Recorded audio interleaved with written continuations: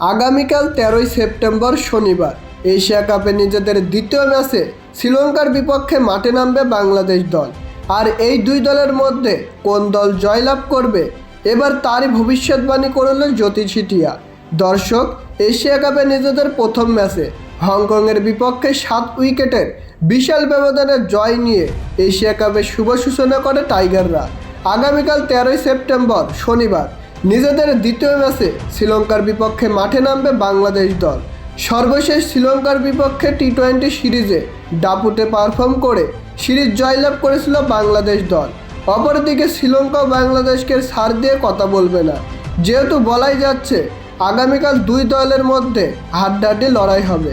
Super ফোরে ওঠার জন্য এই ম্যাচ টাইগারদের জন্য খুবই গুরুত্বপূর্ণ। এদিকে হংকংয়ের বিপক্ষে প্রথম ম্যাচ জয়লাভ করে বেশ আত্মবিশ্বাসী লিটন দাসের দল। আর এই দুই দলের মধ্যে কোন দল জয়লাভ করবে তা নিয়ে ক্রিকেট ভক্তদের মধ্যে উত্তেজনার শেষ নেই।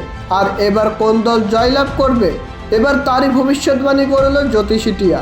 জ্যোতি সিটিয়ার সামনে বাংলাদেশ এবং শ্রীলঙ্কার পতাকা রাখা হয়, আর জ্যোতি সিটিয়া বাংলাদেশের পতাকা তোলে এবং এটাও জানিয়ে দেয় বাংলাদেশের জেতার সম্ভাবনা 60%, অপরদিকে শ্রীলঙ্কার জেতার সম্ভাবনা 40%।